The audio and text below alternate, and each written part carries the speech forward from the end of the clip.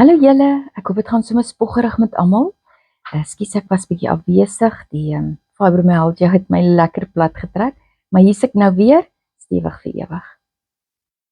Ek dink ons almal het iets waaroor ons skaam is. Iets wat ons nie met die wêreld wil deel of wat ons eintlik so bietjie wil wegsteek.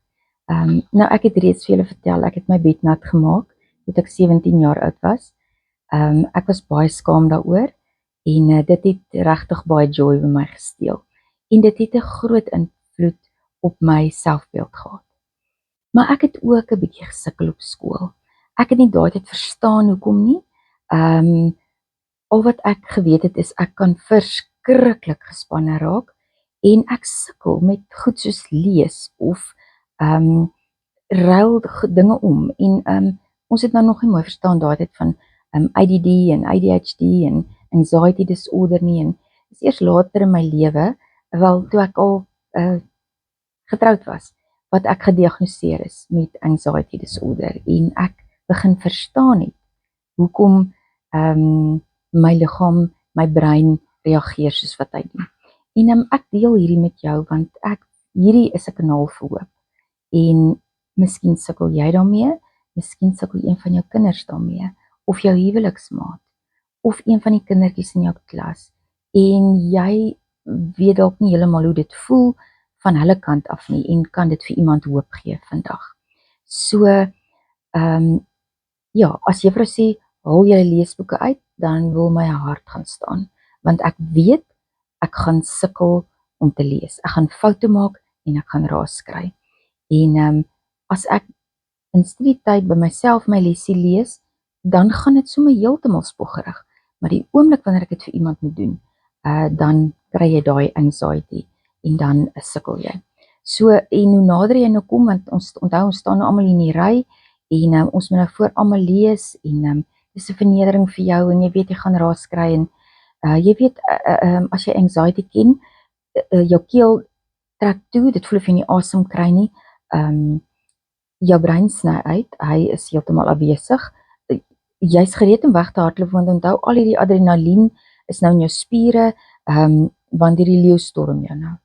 En uit die aard van die saak is daar goed wat die anxiety erger maak. Juffrou knyp jou dalk in die binnebout elke keer wat jy 'n fout maak, of slat jou oor die vingers met die liniaal, of op die hande, want jy het nie jou les geoefen nie, want kyk hoe sukkel jy. So ek wil dalk net so venstertjie oopmaak op dit. Miskien is daar ouetjies wat sukkel met ADHD, of anxiety disorder, en daar's dalk goedjies wat ons kan doen om hulle te help. My ondervinding,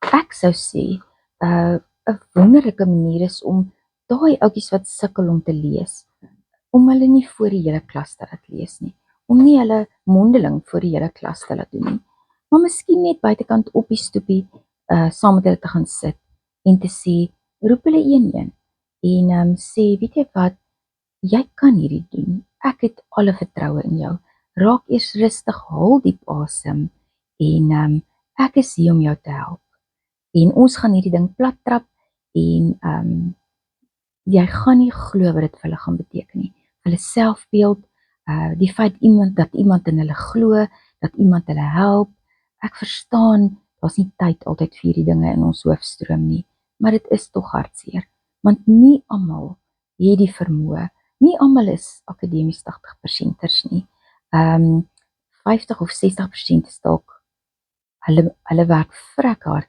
net om dit te bereik. So, ek wil jou hoop gee vandag, as jy sukkel met anxiety, of een van jou kinders, daar is hoop, daar is so baie skills wat jy kan aanleer, om jouself te manage. En ons het dit ook met Carlo ervaar, met die Aspergers. Hoe hoër die druk in die klas, hoe hoër met die medikasie word, of gemaak word. En die oomblik toe ons hom uit daai druk uithaal, en ek en hy begin homeschool, en die druk is af, en die boelies is weg, toe kan hy sy medikasie los. So, ek wens die lewe was so, dat ons altyd druk en anxiety so min as moontlik kan hê, dis ongelukkig nie moontlik nie, maar party ouens sukkel met dit. En ek is amper 50, ek sukkel steeds partykeer met anxiety. Dit bekruip jou.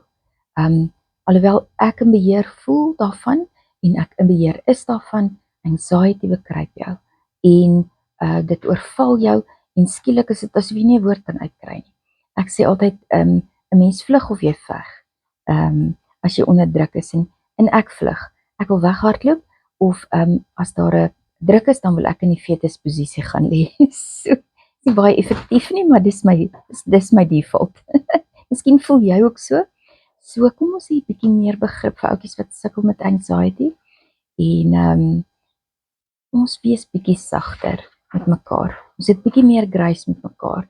Dit gaan so baie vir hulle beteken.